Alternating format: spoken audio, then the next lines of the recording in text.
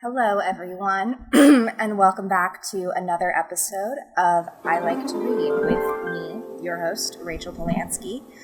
If you're just joining for the first time, welcome. This is my little corner of the podcasting universe to talk about the various books I read. I read on a Kindle e-reader, most of them.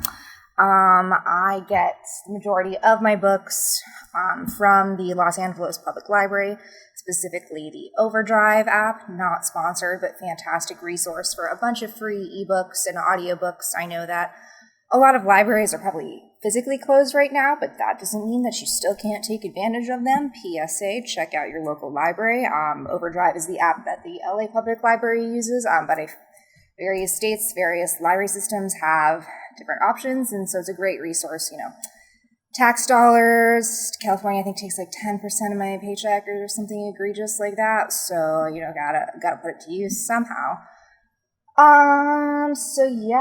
We're back. It's another episode. If you hear a little buzzing sound in the background, that is the air conditioner. Normally I like to have that off for the episodes, but today is just one of those days. It's Los Angeles summer and it's freaking hot and I'm sweating and I don't want to sweat more. So we're just gonna have that sound. We're gonna deal with it. So before we get into this week's book, I want us to take a little media detour to talk about what's on everyone's minds lately, at least my mind, and that is Folklore by Taylor Swift. A little bit of background, my history of Taylor Swift. So I am a girl, obviously, so therefore I listen to Taylor Swift. I'm sorry, I should rephrase that. I am a girl who specifically, when I first discovered Taylor Swift, I was a teenage girl who had a lot of feelings. I mean, I still have a lot of feelings, but man, the feelings I had at 16 and 15 and 14, whenever I discovered, whoa! I discovered her from that OG, curly hair, blue album cover, teardrops on my guitar, Tim McGraw type of vibe. I did see her in concert twice at Gillette Stadium in Foxborough, Massachusetts, home of the New England Patriots.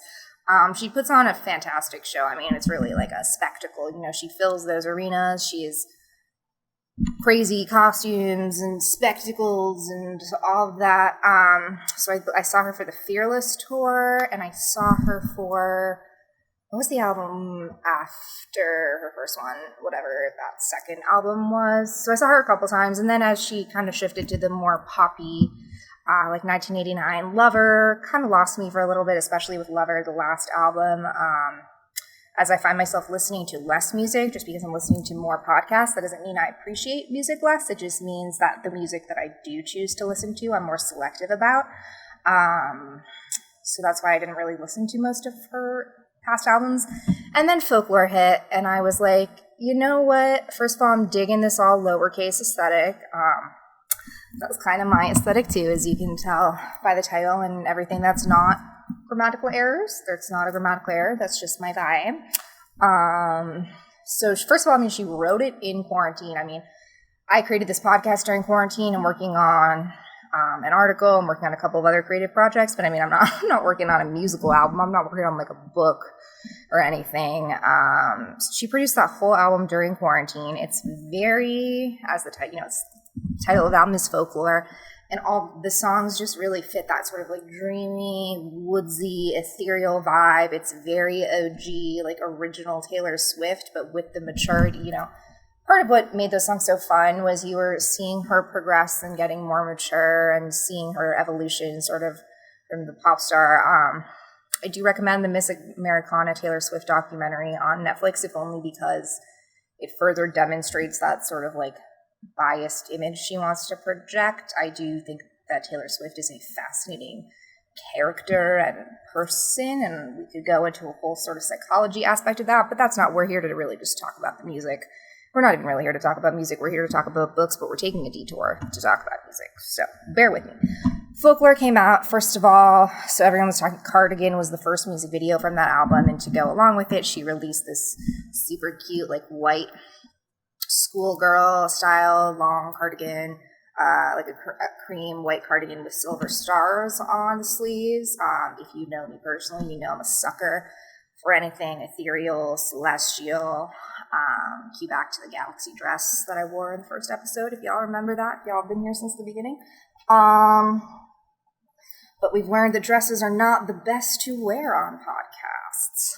We've also still learned that even though it's really just me, there is no we, that I still really like referring to us in the we, and that's okay.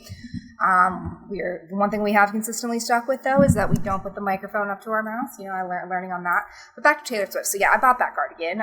It was around $60, very expensive, but it brought me back to that feeling of going to her concert and spending $30 on a ridiculous t-shirt that I did wear for many, many years. And I'm very glad I went to those concerts. I don't regret it.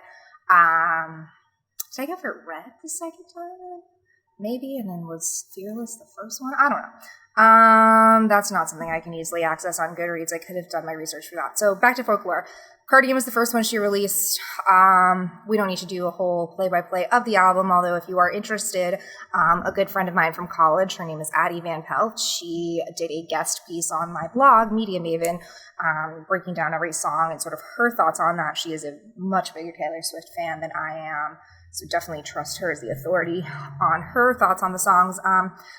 But briefly, just a couple of my favorites. Mirror Ball kind of just has that fun picturing Taylor Swift in her apartment, because I'm a mirror ball. Did you know this was a karaoke podcast now? Invisible String has that very stringy, plucky Sufjan Stevens Mystery of Love vibe. And then my favorite is Betty, because it's very high school story. There's that keychain at the end, very reminiscent of Enchanted. There's that longing. There's that catchy tune. I heard a version on YouTube that was actually mashed up with the song All Too Well, which is probably my all-time favorite Taylor Swift song. And so maybe that's why I like Betty, because the songs sound very similar. And that was a very cool mashup. I think that she has come a long way as a musician. I think this is a very smart album. I think it's you can tell that, obviously she didn't write all the songs by herself. She had some help, but it does seem to have a lot more artistic control behind this. Some songs are better than others. Obviously not everyone is a winner, but it's been a while since, I think the last album that I was really excited for and listening to on repeat a lot was Norman fucking Rockwell by Lana Del Rey. Obviously a huge Lana fan, and I think Jack Antonoff, who is one of the producers of that, is also one of the producers on the Taylor Swift album, so naturally they have different vibes, a little more I don't know, Betty, she says fucking Betty, which is she would not have said that in one of her newer songs, but then, she kind of got dark and edgy. So if you like Taylor Swift at all, check it out. If you like more moody, folksy, gray, cloudy skies, cup of tea, and if she did lose me for a few years on some of the other albums, Me and Lover, I don't like those songs. But this redeemed her for me, and it definitely makes me want to go back and listen to some older T Swift. It's very visceral whenever I do that.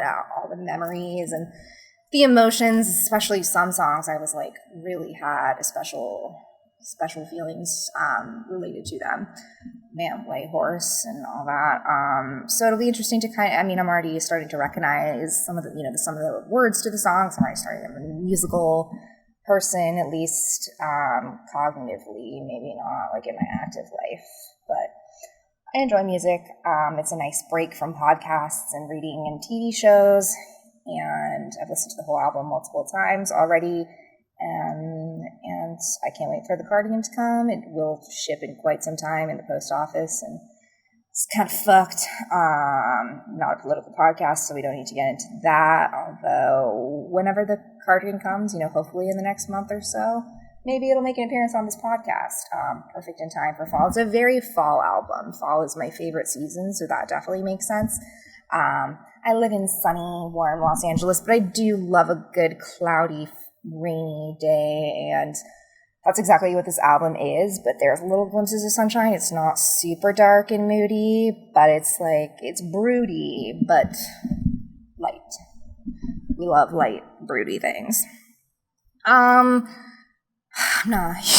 a reason I'm not a music podcast. There's a reason we are a literature and book podcast, but I think, she's a good author. She's a good lyricist as well. So her words are very poetic at times, a little bit contrived, but that's what happens when you're part of the game for that long. So anyways, we're going to get into this week's 5 books. Once again, I am cheating though, because there are 6 books actually.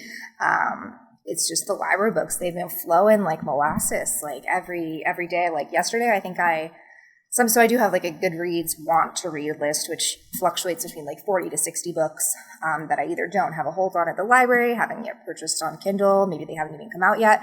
And every so often I'll look through that list because the LA Public Library only lets you put a certain amount of holds on books at a time. I think it's like 15 or 20.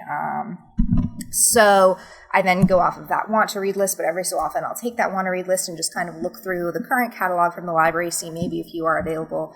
So I got a couple last night in addition to the ones I already had on hold, and that's like a nice little extra woo, like I got caffeine or adrenaline. And so because there was just so many books coming in that I had 6 and I really couldn't choose, and next week we might have 6 too. It might be hard, but 2 kind of go together, so I'll get into that in a second. But the first book is Hamnet by Maggie O'Farrell. Maggie O'Farrell is an Irish author. She wrote the memoir, I Am. That was a memoir, right? See, oops, we're already failing at, I Am, 17 Brushes with Death, which was her personal story and memoir framed with 17 experiences with death. Crazy, like, she was bedridden and like not just like this car almost hit me, like legitimate brushes with death. It's crazy how she's alive. But this is a fictional novel. Hamnet, I guess, which I didn't know, is another way of saying Hamlet. So as you can guess, this book is about Hamlet, although it's not a retelling of the play as so many things named Hamlet are. What separates Hamnet from Hamlet is the little boy named Hamnet was Shakespeare's son, and he passed away at age 11. So this story alternates timelines, told mostly from the perspective of Agnes. Shakespeare is known to have been married to a woman named Anne Hathaway, actually a long, long time ago, back in high school, freshman year, so over 10 years ago. I went to London with my high school chorus, and I truly abhorred chorus for all of high school. Like, if I could go back and change one thing, I really like singing, obviously, but I don't really enjoy choral music. I don't really enjoy the structure and pervasiveness behind it. I'm much more of just a like free jazz contemporary singer, much like my literature, very contemporary. I'm not about reading like those old Germanic texts, although I recognize their importance. So if I could go back, I would definitely have like taken ceramics or something, especially senior year. I really just started like not giving a fuck at all. And I still have nightmares about chorus because there's some trauma there. I mean, nothing serious happened. It just was like very unpleasant for me. Anyways, we went to England.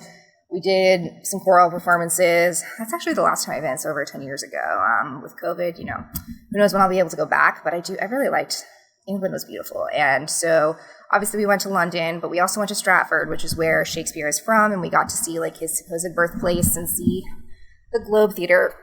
So that was cool to see a glimpse into his life.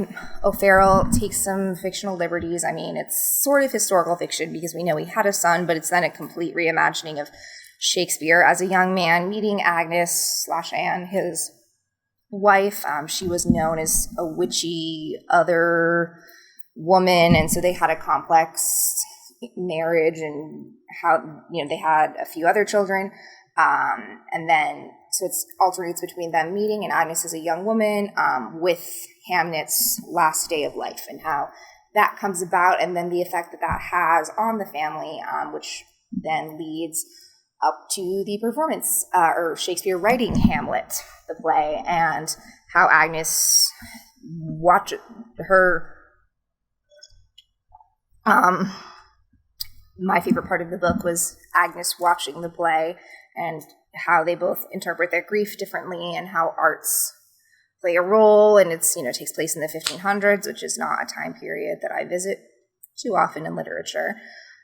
So it was very beautiful. It was wasn't written in Shakespearean language, but it had that Shakespeare feel. It did have a historical ambiance about it.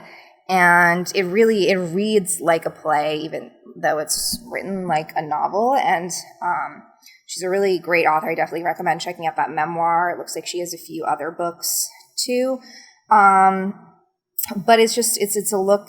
There's so many different either adaptations directly of Shakespeare's work or Shakespeare's life or a character from Shakespeare who gets their own adaptation, but we don't hear a lot about his children, particularly since his son did pass away at such a young age. So to bring him to life in a new way, I think is really special. And it's rare to get, I love a good thriller, but it's rare to really break the mold on something new and unique. And I think Hamnet does that in a special way. So check that one out. Book 1, Book 2, and Book 3 tied together. So going back to, I do love horror fiction. I love horror movies. I love horror fiction. So the next 2 books I have to talk about, they're by separate authors, but they both just came out around the same time. I follow one of the authors on social media, and I've seen him posting a lot of virtual events with the other author of one of these books, so I felt like it was okay to pair them together. The first one I'm mentioning is The Only Good Indians by Stephen Graham Jones.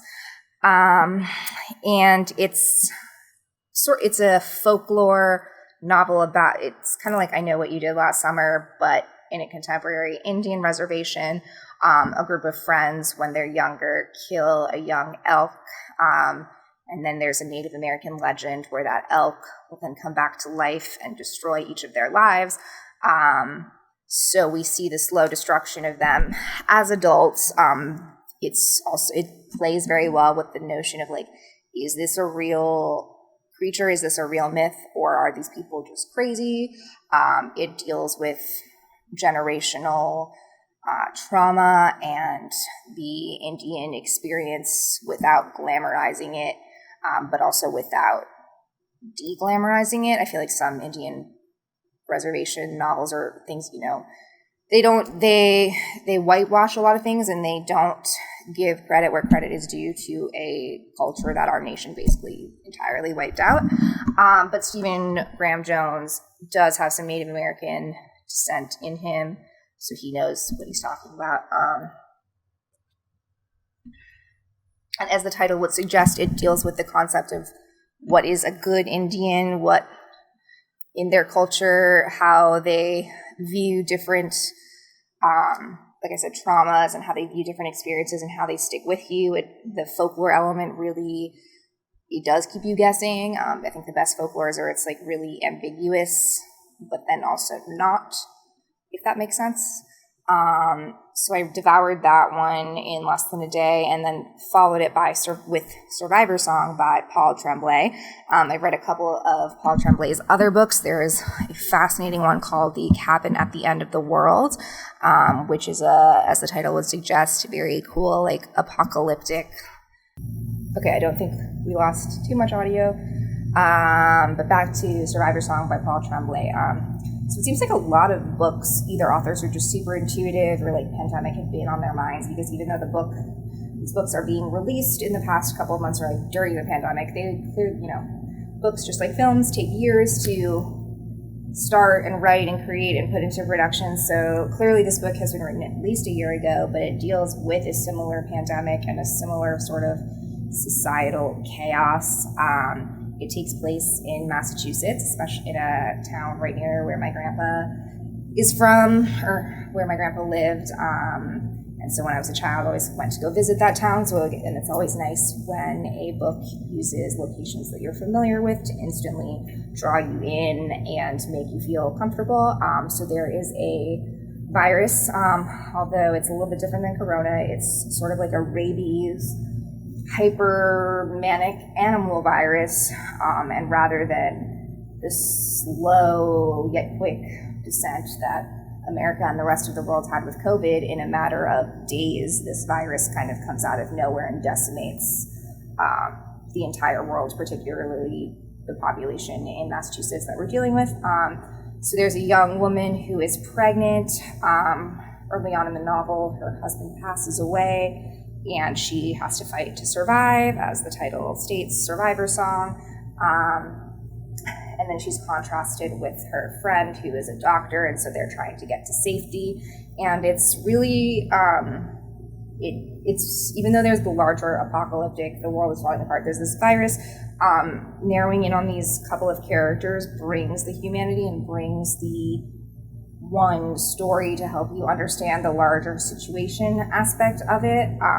He's good at, I don't want to say he's not literary, but it's not very prosaic, but it's also not just like staunchly R.L. Stine is great as of a plot and mise-en-scène author as he is. He's not a word master. And Tremblay, I think, is really smart at knowing how to write something that could easily be a movie, but then adding in those extra emotions and sort of stream of consciousness and mindfulness that makes up characters that you get to read on the page that you don't get to see on the screen, because I'm not sure if any of his works have been turned into films yet or TV shows. I can easily see that happening, but I think he knows how to write for the page very well.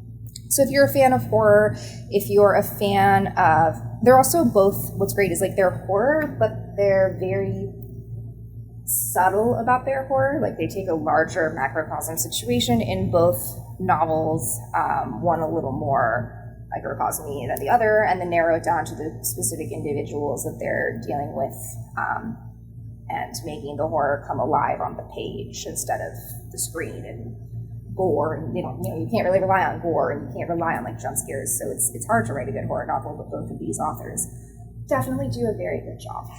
So the next one is called The Beauty in Breaking, a memoir by Michelle Harper. It's another kind of horror story, although this one is a memoir, and it's by, Michelle Harper is an African-American emergency room doctor, so the entire novel is framed with her journey in medicine as a marginalized woman of color, and in such a typically a position of authority, a doctor, and how she struggles with her identity, how she struggles with kind of just like her being in an overwhelmingly male white world, like navigating her sense of self. The various cases that she's had are very fascinating. The emergency room, you get all kinds of people in all kinds of situations, and just the intuitiveness that she has as a woman. She writes beautifully. She's had her upbringing in particular, so she weaves that into it helps to know why she became a doctor. Why she's had so much transition and lack of stability in this position, how she's able to heal her past through the healing of other people.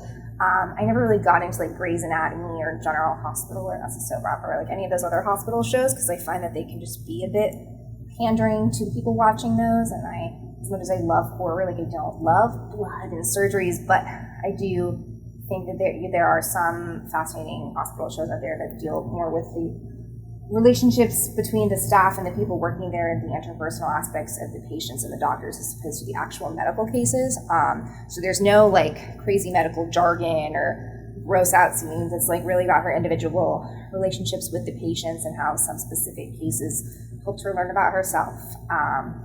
So it's really well written. It is something that I wouldn't necessarily gravitate to. Like I said, I'm not a huge fan of medical ER stuff, but I think there are angles where it works, and especially bringing to light a marginalized voice in the field that she's in, but also just in the literature field. I think it was a Book of the Month Club in June pick, so that's how it was on my radar, but it just came in from the library. And it's poignant, and like I said with all these other books, it's good, and I recommend it. Next, we have Just the Funny Parts and a Few Hard Truths About Sneaking into the Hollywood Boys Club by Nell Scovell. So I actually had no idea who Nell Scovell was. I had no idea about this book, and then a friend of my mom's, who's also very into literature and reading, recommended it to me. I always keep track of people's recommendations, just again because I read so much. Sometimes they fall through the cracks. I don't always get to them, but I looked it up. Nell Scovell is a female writer of television. She's also a director, and she's had a crazy journey. She's in her late 50s, early 60s, but she's been in the industry for almost like 30 years plus, so she's got a ton of experience. She helped write the famous book Lean In by Sheryl Sandberg, and she's kind of been responsible for a lot of the speeches and words that important women have put out there in the past few years. She created the Sabrina the Teenage Witch TV show. She famously called out David Letterman for his whitewashing of hiring exclusively pretty much white male staff writers, and how he sexually harassed and took advantage of female staff members. As just a woman writer, she struggles in the industry as well. And so it's a journey, how she got to where she is. She's not holding anything back. She also acknowledges that she's extremely lucky, but extremely talented. And it's a very no holds barred, like, this is what happens in Hollywood. And I'm lucky that I made it, but I know that I am, it's rare. And why is it so rare for someone like me to get here? And why I did all this hard work, and I'm lucky that I had all this success. But, if I weren't a woman, what would it have been like? And why don't I personally know of Nell Scovell? And I know of so many other male writers. So there's definitely, so she goes through her history. I loved Sabrina the Teenage Witch when I was a younger kid, so the chapter on that was really cool to see how she helped create the show. The David Letterman piece was great. She's very prolific. She worked on The Simpsons too, and she's responsible for some of those episodes. So seeing the contrast of the heavier stuff and the, being a woman in Hollywood with just like, she is a great writer, and her writing experience, and you can look at that regardless if she's a woman writer or a male writer, she's just a woman. She's just a writer.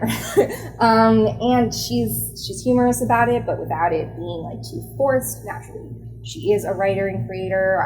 So the book reads really, it's meant to be read and enjoyed, and that's exactly how I felt. I now follow her on Twitter, and she followed me back, which is super awesome. So on the off chance that she's somehow like listening to this or see this, I know. And I like to think of mentors and people I look up to as people that I actually know. I like to look up to memoirs to people as mentors that I actually know, but I feel like through this book, I got to know her a lot. Now that I follow her on Twitter, we're basically best friends.